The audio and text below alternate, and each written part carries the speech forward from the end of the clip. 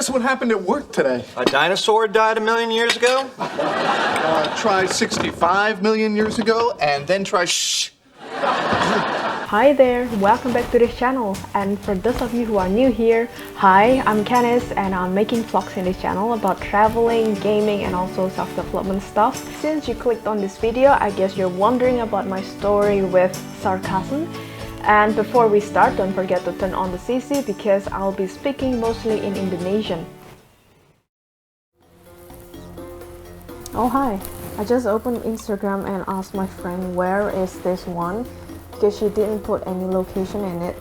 And let's see what she replied because I want to know.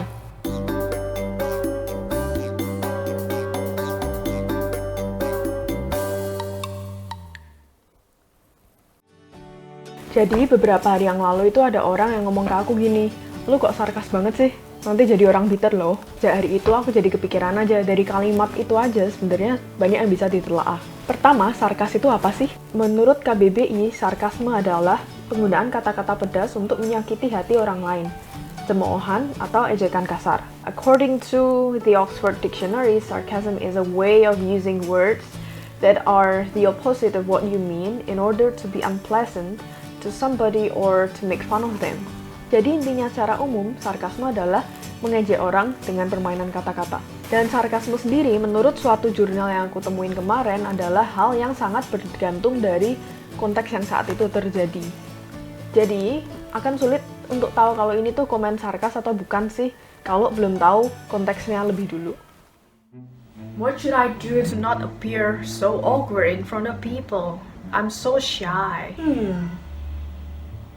Just don't be awkward. Oh my god, how come I never think about it before? That's a really brilliant idea. Sebelumnya aku pikir aku cuman ya udah ngerti aja gitu kalau udah orang pakai sarkasme atau ya orang-orang terdekatku juga kadang pakai, dan ternyata tanpa sadar aku sendiri juga pakai sarcastic statements itu ke orang lain. Jadi aku penasaran tentang hal ini karena selama ini aku baik-baik aja gitu rasanya pakai sarkasme. Dan baru kali ini ada orang yang kayak ngingetin aku gitu. Aku jadi ingat kalau dari dulu itu sudah ada kejadian-kejadian di mana aku melukai perasaan teman-temanku lah atau keluargaku melalui ekspresi sarkas yang aku berikan ke mereka. Salah satu sebabnya bisa karena aku lebih terbiasa dengan kondisi sarkas yang ada di sekelilingku tanpa mempertimbangkan kondisi orang lain yang aku ajak omong nih. Sampai aku tuh nggak sadar kalau sarkasme itu adalah hal-hal yang bisa menyakiti orang lain juga. Menurut sebuah situs berjudul Psychology Today, when we grow up in families in which sarcasm is frequently used, there can be an insensitivity to others' sensitivity to it. It can feel hurtful and hostile to the person on the receiving end of it. It frequently diminishes a feeling of trust and safety, provoking feelings of anxiety or defensiveness due to never knowing when the other shoe is going to drop. Jadi, ada banyak orang yang suka menggunakan sarkasme sebegitu seringnya sampai orang lain tuh jadi susah untuk melihat apakah ini tuh sebenarnya dia serius atau mau humor aja sih atau memang mau ya udah ngejek aja gitu. Jadi mungkin satu orang ini sukanya sarkas dan caranya dia untuk peduli dengan orang itu juga melalui sarkasme. Bisa jadi begitu. Tapi karena pemilihan kata yang kurang tepat, kebiasaan sama sarkas, orang lainnya ini malah jadi defensif karena dia kira si A ini lagi ngejek dia. Terus jadi ngomong yang nggak enak juga. Nah, kalau udah gini kan jadi ada miskomunikasi gitu. Maksudnya peduli tapi salah tangkep yang satunya. Dan jadinya dua-duanya sakit hati.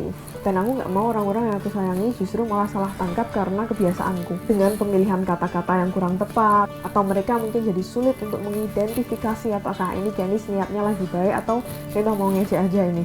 Karena sarkasme itu memang sifatnya ya sangat ambigu ya pada dasarnya, dan aku nggak mau itu terjadi dalam hubunganku dengan orang-orang yang disayangi. Oke, aku paham juga kalau tiap orang itu punya tanggung jawab dengan perasaan masing-masing.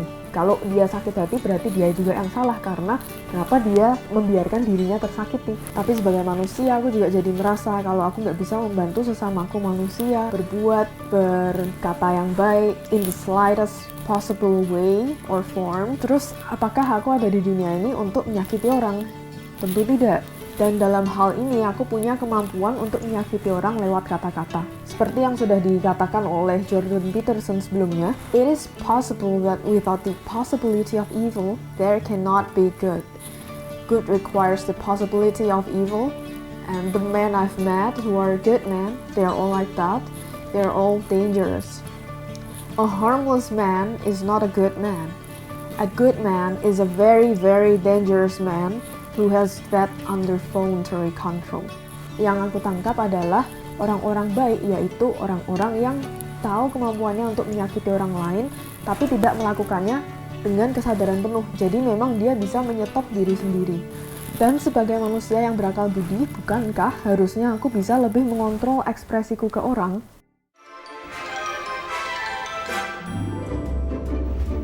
Hey you! Why does my room has a bird on the balcony? I did not pay for the bird.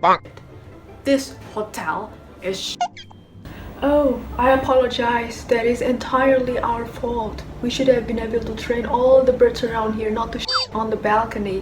I will prepare the refund of your room right about now. Thank you for your feedback. Please accept our apology. I'm calling the housekeeping now to clean it right up. Hello, housekeeping. Nanti lu jadi orang bitter loh. Padahal, menurut beberapa sumber, justru sarkasme itu menutupi kepahitan. Itu artinya kepahitan, sadar atau nggak sadar, sudah ada di dalam diri. Dan hanya orang yang punya kepahitan yang sama yang tahu lucunya di mana statement sarkastik itu. Jadi artinya kalau orang nggak kenal kamu, mereka bisa mikir kamu itu sinis, kamu itu judes, karena mereka juga belum tentu punya kepahitan yang sama dengan kamu. Dan itu merupakan tugas dari masing-masing individu untuk menemukan apa sih akarnya dari kepahitan ini sebelum mulai memperbaiki diri dalam hal berkata-kata. I hate to say this, but maybe it's you losing your faith in humanity. And yes, you must find a way to restore it. Oke, bentar ya, ini aku foto. Yuk, 3, 2, 1. Oke. Cuy, ini aku udah kirim fotonya ya. Coba cek deh. Wow, ini jelas banget sih fotonya, kurang blur aja. Did you know that apparently carbon monoxide can kill a person? That is brand new information!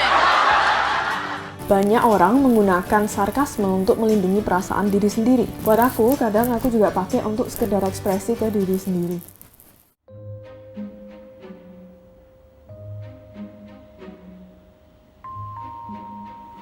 Wow, look! My internet is very fast.